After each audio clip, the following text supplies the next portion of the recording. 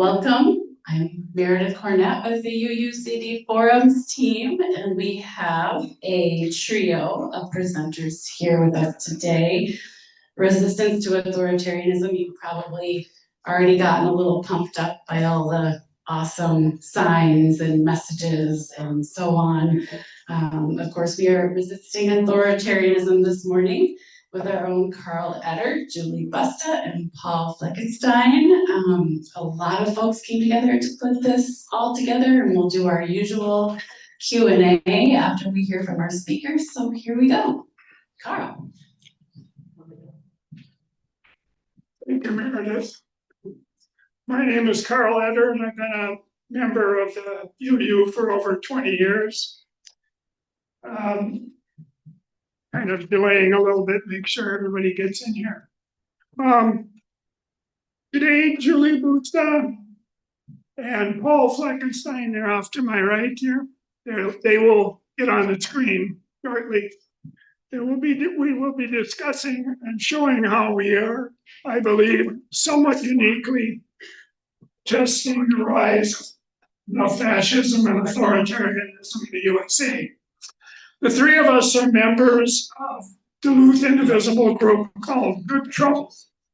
We are part of a subgroup labeled Direct Act that organizes well-disciplined and respectful protests and also includes some who help with the food shelf. So we try to have direct action by participating in community events. Julie will focus on the signs of fascism aspect, which we believe have been well received and energizing for us, and has gotten good public responses.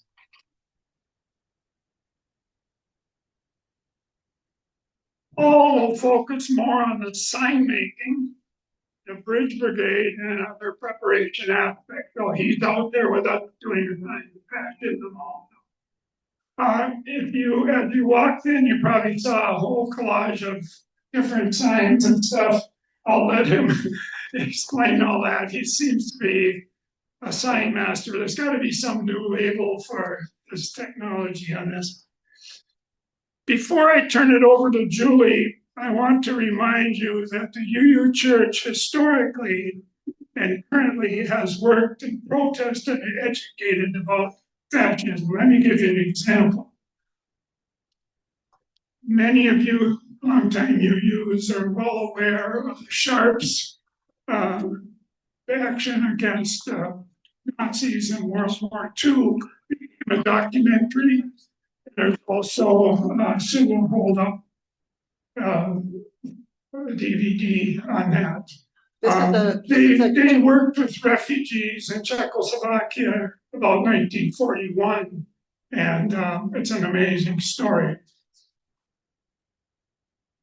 This is a Ken Burns movie called Defying the Nazis, The Sharps' War.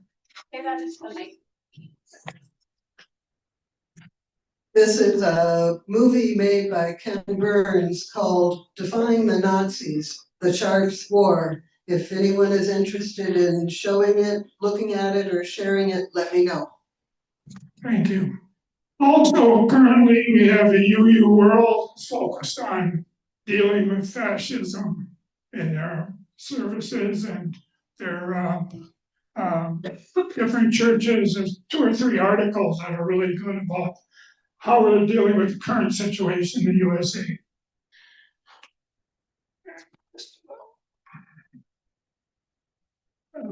On the screen should be projected the signs of fascism. These were developed by political scientist Lawrence Britt in 2003. Another 14 signs of fascism was promulgated by Umberto Eco in 1995. These are very similar, these 14 signs of fascism. I handed out the one by Eco. He was an Italian who was awarded by Mussolini in 1941 for writing a good fascist essay. So he was a young man. So he was extolling the greatness of fascism. on the screen next. I think I got it. be one on.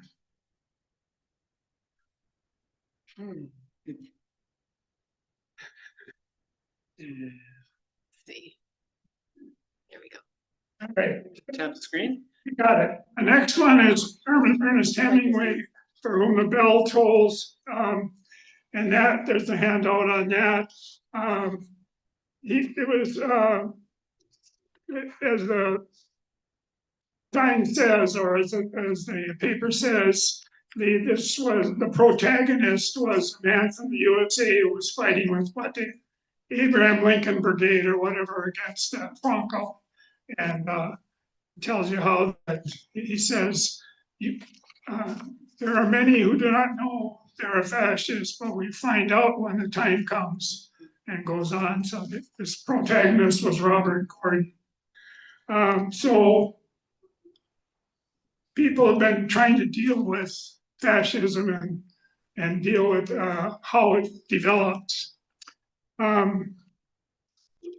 don't want to break my arm patting myself on the back, but before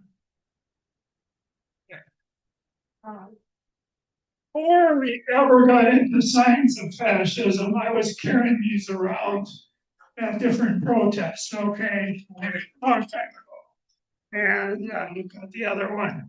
So we can maybe show that one on the screen also. Yeah. All right.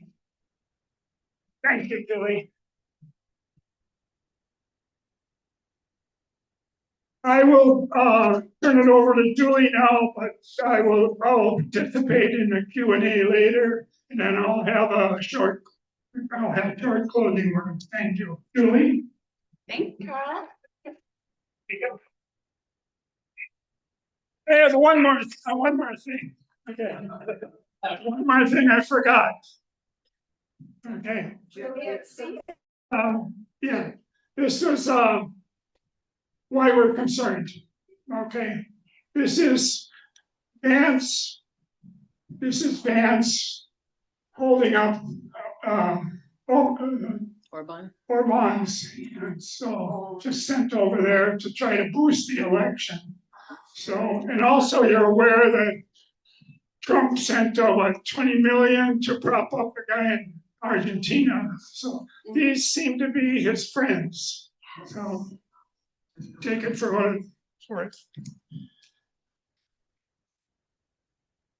I'm going to see if these actually work. It looks like the arrows work now. Great. So my name is Julie Busta, and I'm a member of one of our local indivisible groups called Good Trouble. I'm a part of the direct action team, and that's what we like to do, not just sit around, but we like to take direct action. Thank you, Carl, and thank you to the UU congregation for inviting me and Paul to speak today. We can find a silver lining in these dark days. I would say it is finding people like Paul and Carl and many of you who I've gotten to know through our activism work. These friendships would not have happened without the darkness of this, what I will call, regime in our midst. Our response has been strengthening us as individuals, strengthening our communities, and it even has created some new words, including the new verb called neighboring, which I love. And when people go out and they're making contacts with anyone in their community who I believe we call our neighbors, you are neighboring. And I think neighboring has taken off. And so for that, I am thankful. When Carl asked to talk about signs of fascism, I looked back at my photos and I can say our local Signs of Fascism direct action started on July 17th, 2025. Okay, sorry. At an event downtown, which was the John Lewis Defend Democracy rally.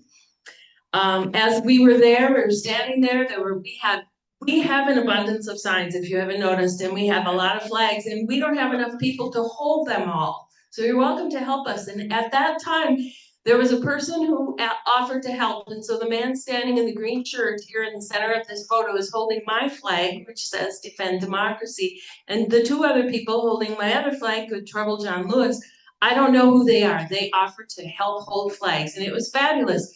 I got to talking to the guy in the green shirt. He's from Durham, North Carolina. Happened to be in the neighborhood looking for something to do. And so it was fabulous. He had on a shirt that said, Engaged Defenders of Democracy. His name is Mark. I got to know his partner, Catherine. They have an activist group in Durham, North Carolina, and I'm on their email list. And she sends emails almost every day, and she includes the activities that they're doing and also things that, words of encouragement and signs of hope. It's so uplifting to be in contact with her. Well, one of her photos one day included an action called Signs of Fascism. Looked very much like all these black and white signs. And I had been feeling this cancer growing in our community for months and months.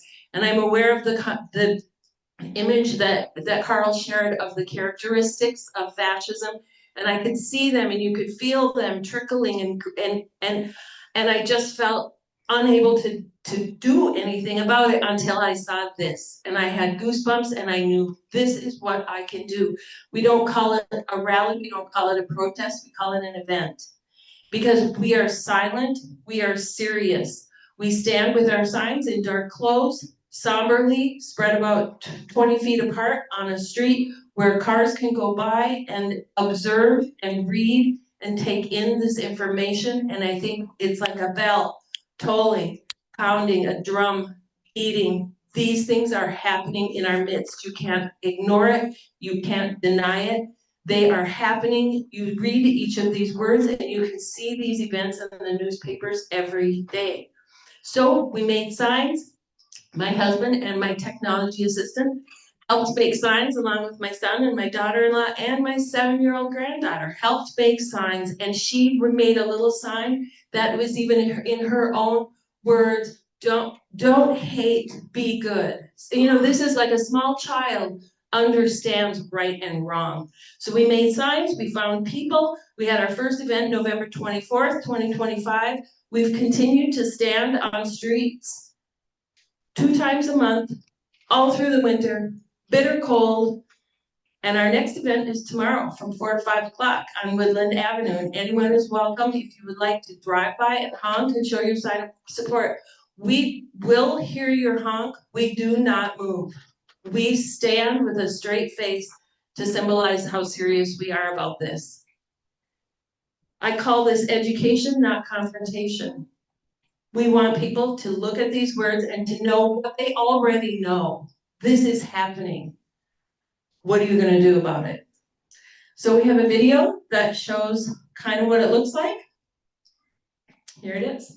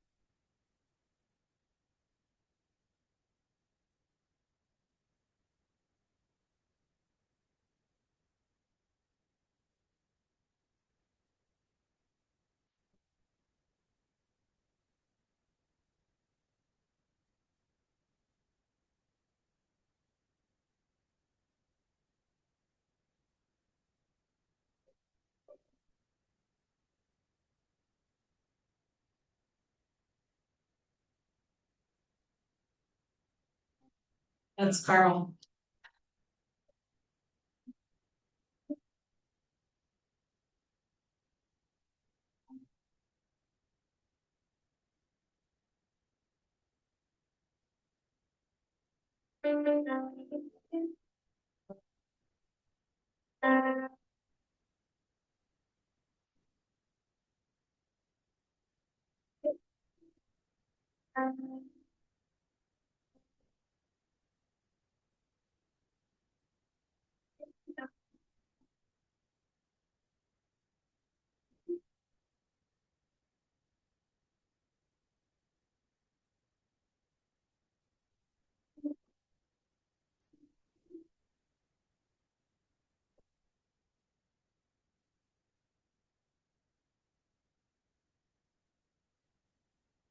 So thanks also to Jay, standing in the back, who is our videographer.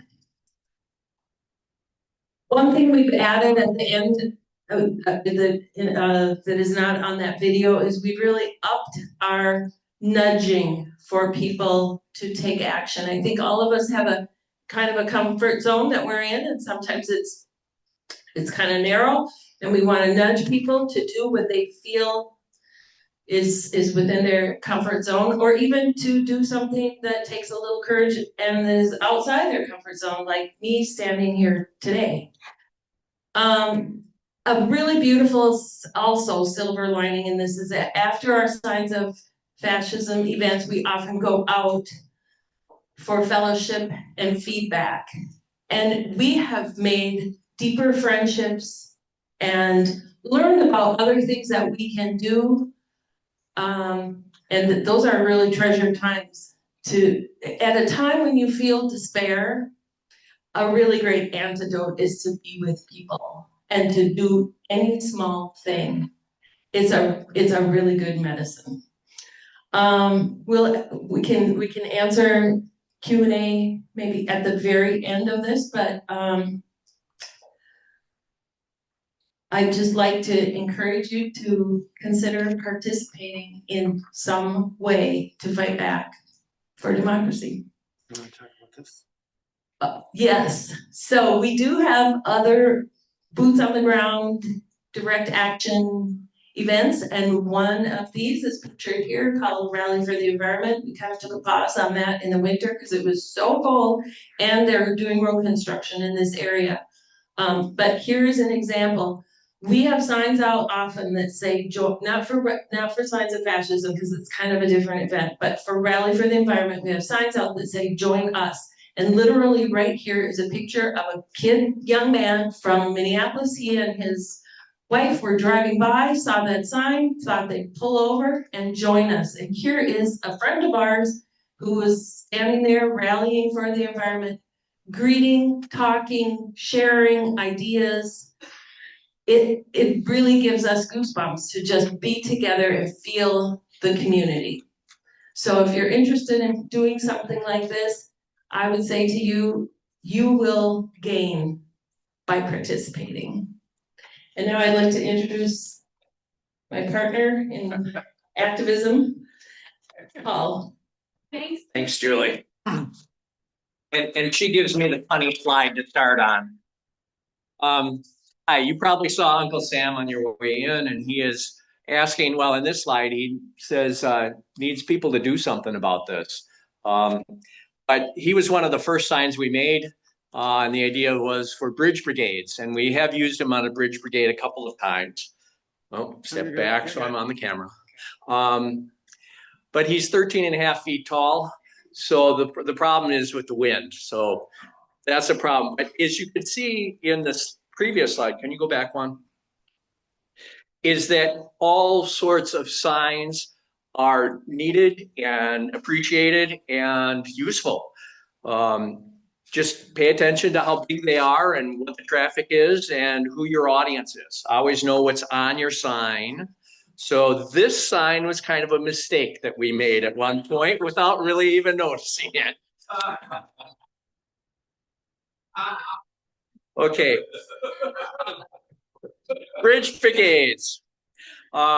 We've gotten more sophisticated on bridge brigades, and we have lots of flags that you see. You may have seen us out there. We're usually on behind Perkins, and that is mostly by another indivisible group. Zenith City is the one that leads that one, but they usually have a lot of people there out at Perkins. And then on the other side of town, near Wade Stadium, there's another pedestrian overpass.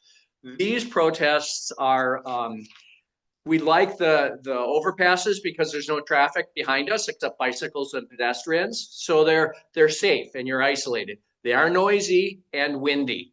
And a comment I wanted to make on the Signs of Fascism, you noticed us standing out there in the cold, and it seems that we get more social interaction if it's a cold day afterwards when we go for lunch or dinner. You need that hot cider or whatever you're drinking to warm up. Here's another bridge brigade. This one's between 16th and 17th Street. Sometimes we're there, particularly when we're trying to do events that hit all of the bridges between here and the Mexican border. In fact, I think the number was 120, something like that. And we were quite proud. We had all 4 of the bridges here covered in Duluth, but then down to the border, they had 120. And there's a video out there that shows all of the brigades down there. We like to use the flags because they're really eye-catching, as you can see from these photos. This is at 16th, 17th Street, and you notice all those tubes there on the ground. Those are the extra legs that go in the sign to make them even taller. So some of go back one. This is taller and this is shorter. So we go depending on the wind on that one. We have, I think, over 40 flags now. And we had them just about all flying at the No Kings 3 rally that was at City Hall. And most of our signs are up to, oh, that's a beautiful picture. You see the Lakers in the background. That's another nice thing too. All of the bridges have good views, either of the lake, or if you're down at Wade Stadium, you get to see some of the Lakers loading with iron ore and then pulling up. That's kind of interesting also. Okay, after the Renee and Alex murders in the cities, at Renee's, was it 1 month? 1 month after. So it was February 7th, we were out on the bridges, and that was all across Minnesota. And between all 4 bridges here, we had about 250 people out on the bridges. Do we have a slide of well, that's the workshop. We don't have a slide of the bridges when they're really crowded. What you're seeing here is pretty typical every day. We get 4, 5, 6 people out there sometimes, especially at Perkins, we might have as many as 20, 25. And the more people, the more interesting it gets because there's more people to talk to. This is the workshop with one of the first signs we made. We actually decided on the No King, there was a debate between the workers if we're going to add the S or not. But then we thought with the dimensions of the sign, leaving the S off would work better. But then Indivisible decided to go ahead with the No Kings slogan and put the S on it. So, oh well. But we still have that sign. Okay, yeah, next. Okay. Raise your hand if you saw these signs before No Kings. Yeah, because they were out there, busy street. And this is the direction we're going to kind of go now with some signs. And you see one of those that's in the works right now. We're going to try and do Burma shave type signs and probably have the last sign instead of saying Burma shave, it will say Indivisible on it. Let's see. Kings Fall this fall, I think will be one. And there's a number of others that we're coming up with things to put on them. But the problem is we're going to use these. I met with some people out in Pike Lake, a group out there that wants to use this type of sign because it's cheaper than renting the billboards. And the problem is most rural highways slope off to the one side. So that sign in back is a work in progress. If you look at it closely, it's adjustable for height, so it can be set at an angle. I haven't got the it blows over problem solved yet. Yeah. So, okay. Next. Yes, we use sandbags in the winter, but this is a sign we'll probably move quite often. So we're trying to figure out, so rebar through the legs is maybe the solution. I don't know for sure yet. Yeah. Okay, this is a sign on plastic board. And if you notice on the top, it has hooks on it, so it can hook onto Century fence real easily. And so we didn't even need to use the bungee cords at that time. This is called plastic board. It's sold at Menards. And you can cut one sheet. This is a 4x8 sheet. I mean, a 2x4 sheet. Same with the sign back there. And we found that spray paint is about the best medium, or oil-based paint works real well on this. Oh, you got me as a model here. The strings are a little long on this. It should be higher. You'll see these in the next room, the whole selection of these. But this is a sign, and we'll be starting that soon to do a walks on Lake Walk. I have 10 pairs of those signs. We took apart those signs and made one big sign for No Kings 3. Maybe you saw that if you were there. Okay, and this is a commercial sign that Indivisible purchased. And two of these signs, you'll see both of them, were $360, $370, I think, once tax is all figured in. But it adds for No Kings 3, they added a professional look to it. Do you want to keep going? Keep going. Yeah. Yeah. Here for good. These are signs that Julie made, and you see them here. And these we've used on bridge brigades. And here, Julie, you may want to talk about your grid. So this is back to Durham, North Carolina. One of the posts. Let me come in front. Okay. One of the posts that a person made had those enormous black and white bridge brigade signs, which I feel are really effective because, you know, people are trying to drive. So you've got to have something that is not too hard for them to read and that really pops. And so I talked to a person about how the person in Durham who writes the newsletter put me in touch with a person in Raleigh who makes these signs. And we had a 1-hour Zoom conversation and he showed me all how to make these signs. So I modified them a little bit, but I just cut out the letters and Velcro them on to a back. So in an instant, we can change our message. Somebody can say to me, tomorrow at the bridge, let's say whatever, and we can do it. Are we done at 10? Yeah, I think you want. Are we done at 10, Carl? Yeah. Okay, let's just jump here to this then. Oops, back. Okay, you want to talk about this? Sure. So we're about out of time. We're gonna skip forward. If people have questions about some of the things that we're missing, we can talk afterwards. This is a handout on the table. If you're at all feeling like you need to do something, but you're not sure what that might be, this chart kind of gives an idea of some of the possibilities. Not everyone can do everything. It's like an orchestra and everyone's playing a different note. We need all the notes. So look for something that you are comfortable with, jump in, try that, get to know people. You might find something else that you're comfortable with. But always remember, if everyone does something, no one has to do everything. Thank you. Oh, anyone until 10:15? Okay, we'll let Paul continue.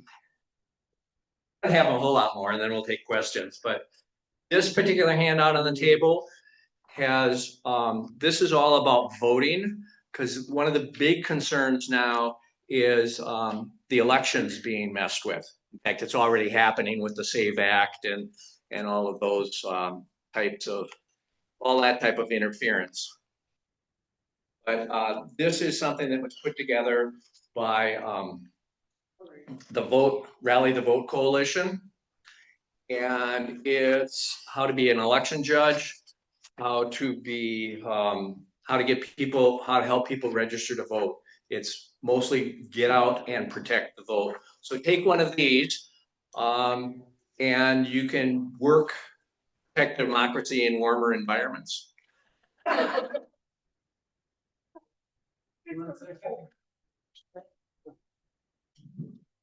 Okay.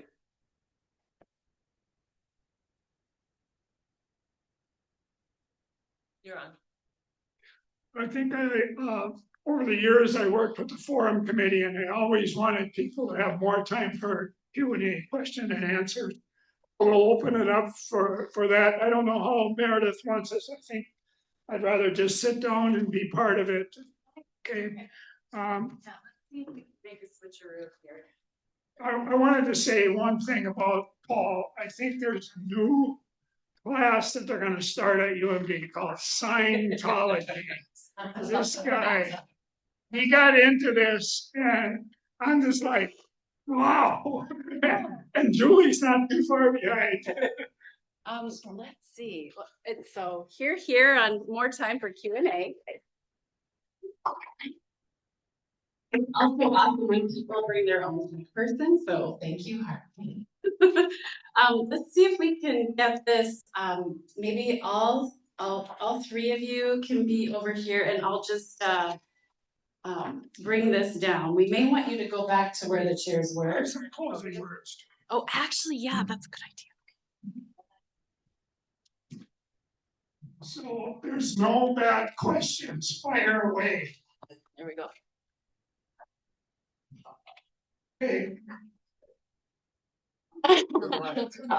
Yeah, There we go. perfect. Okay. You need the mic. Yeah, let's get him a mic.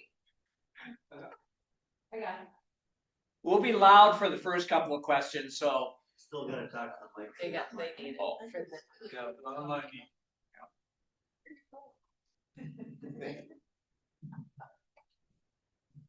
It's on.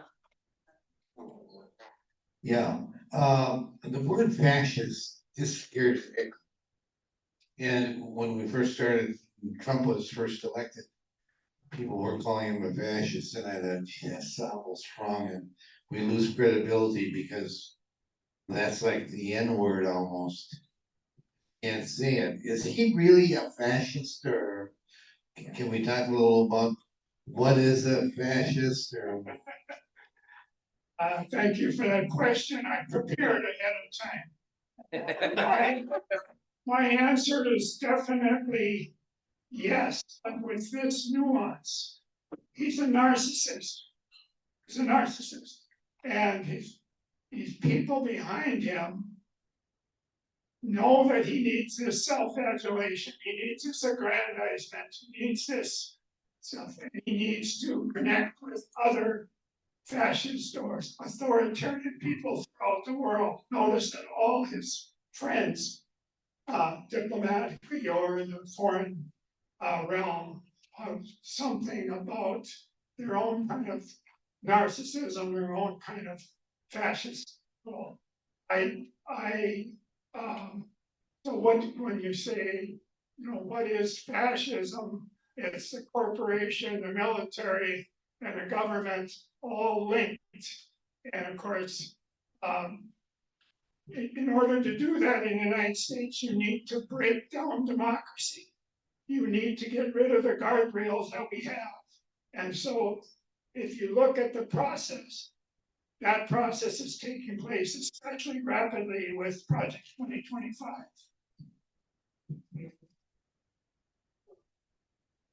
You can have other people respond. Well, I guess, like the list that I have, that lists again through experts in the field on fascism, and they've listed characteristics of fascism. Every single one of those characteristics is happening in our country today. So I don't know if in order for an individual to say this is fascism, I don't know if there needs to be 18 out of 20 boxes ticked, but there's enough of them ticked for me to know that fascism is threatening our democracy. I have a question. This is a comment. Easy entry. We have done here before chalking sidewalks. It's kind of the season you can do it again. So that's, we did it for Earth Day, and we've done it for voting on our super sidewalk right outside. But any sidewalk, that's another easy way to make a statement that people will see at least until it rains. And then the other thing I'd say about, I've been an election judge for a number of years, and it is a 16-hour day, but if you find a partner, you can talk to the city clerk and split the day, and that's about what I'm about to do at this age after years. So there are ways to do this, without necessarily going beyond your boundaries, is just what I want to say. Lots of varieties of easier entry. Other questions? Up here.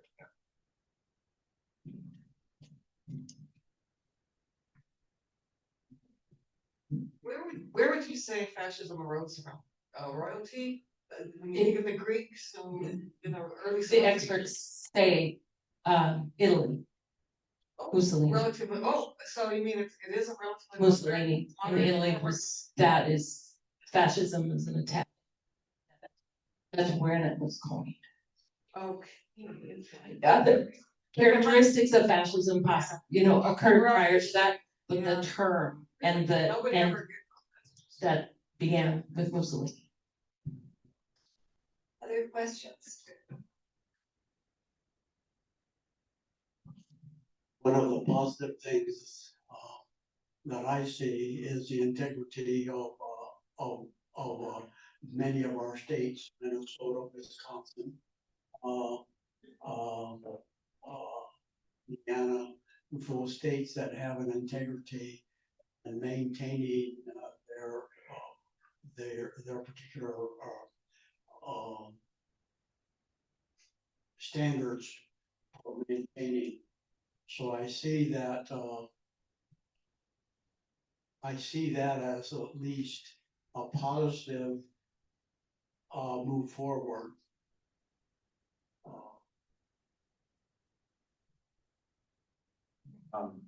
I've lived in Minnesota for 20 years now, 25 years now. Coming from Wisconsin, my parents were born and raised here in Duluth, and I'd have to say I've never been prouder to be Minnesotan. And seeing what happened in the cities, and when people ask, what is standing out on a bridge going to do? Is that going to help? Well, if you look at what happened in Minnesota and ICE leaving and Bovino being booted, yes, it helps. The other thing it helps is it helps my heart. So There's a microphone. you guys have do you guys endorse candidates? The reason I ask this is because most of us say, oh yeah, you vote blue. Well, there are some blue candidates who are afraid to stand up to Stauber and say, hey, you're just putting through this legislation that enable lines to go into the boundary waters. You're endorsing candidates who are taking money from corporations, like they said, no corporation money, from other places that are absolutely against the standards of like this community here. So I'm wondering, do you have a line that you draw between a Democrat and real Democrats? Because if you're going to get elected in the city, you have to say you're a Democrat. Leave it up to you to ask a tough question. We are nonpartisan and indivisible, in spite of everything that we said. That I personally endorse candidates and talk about. I think Julie does, maybe Paul does, and speak for that. But as an organization, I think it would hurt us at this point. I think that some people would come after us big time, but we encourage people every time we meet to participate in politics. Okay. I would just add that Indivisible National is nonpartisan, nonviolent. We as individuals, when we step outside of our role in the Indivisible organization, have thoughts. Yes. I wanted to mention that I was listening on the public radio and they have Hidden Brain with Shankar Verdantan. And last night they had what they called How to Change the World. And it was, I think that I caught it in the middle, so I didn't catch everything, but they mentioned, I think they were talking with Erica Chenoweth, who wrote a book called Civil Resistance. And she looked at a bunch of movements throughout the world. And she was surprised at how many nonviolent movements were so successful. She did not expect to find that. And so that was really good. And if any of you are interested, you can look up they have hiddenbrain.org, and you can get the podcast of that, How to Change the World. But the book is called Civil Resistance by Erica Chenoweth. In response, thank you, Joy. In response to Rick's question about supporting candidates, I was interested when Kamala Harris was asked by Stephen Colbert as to what went wrong in her campaign. And while I don't give all the credit to her answer, but her answer was that she did not expect the capitulation to Trump. And I have to agree, I don't think that's the sole answer by any means, but I think many of us did not expect so much capitulation, giving in by large, powerful law firms, by Columbia and Harvard universities. And once you see that kind of capitulation to a dictator, then it's an eye-opener as to how far the guardrails have been destroyed. And the power of these kinds of events, of so many things that we can do, is that the regular guardrails we have always relied on are gone.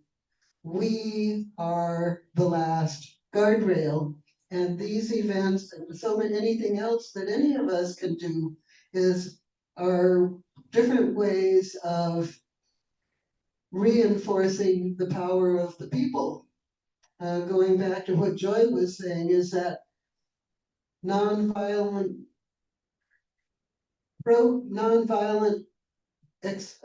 voicing of the people is really our last guardrail, and we need to be loud.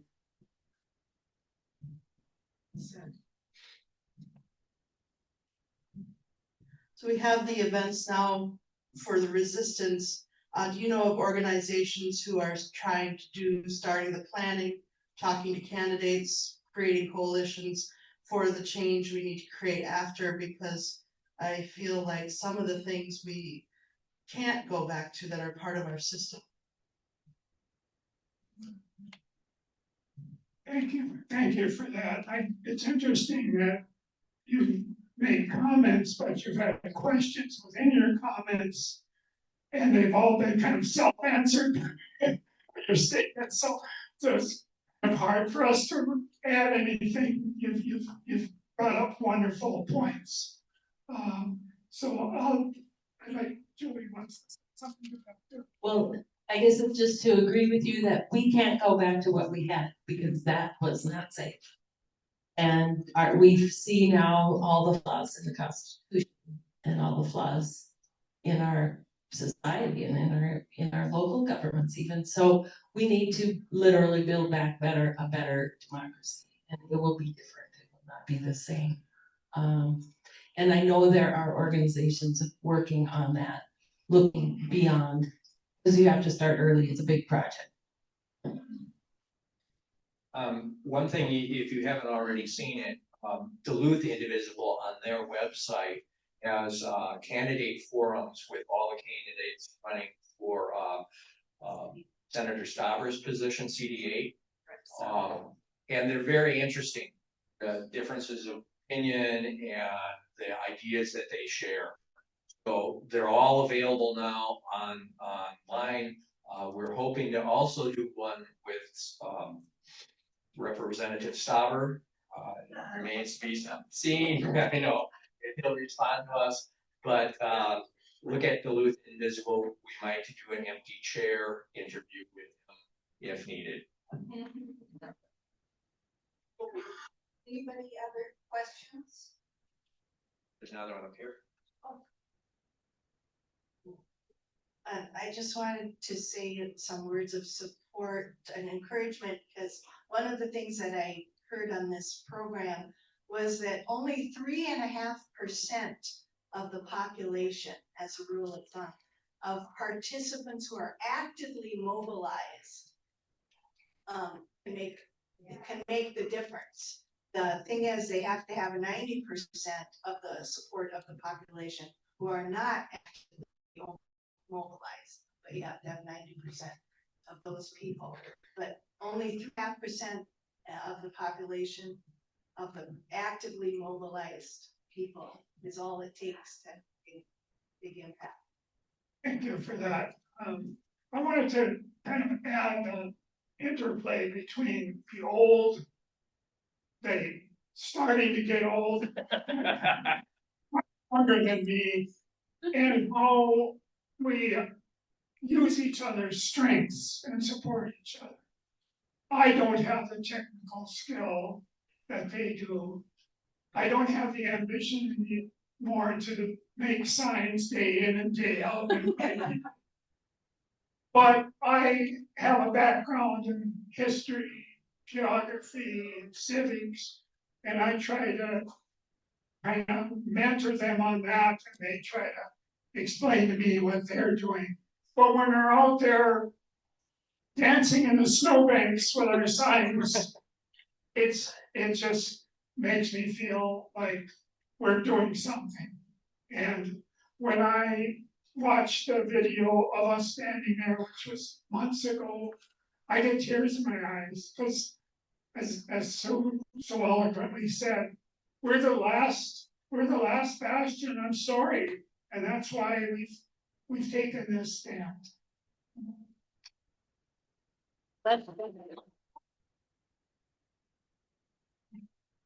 As some closing words, turn that thing. I don't know if they're.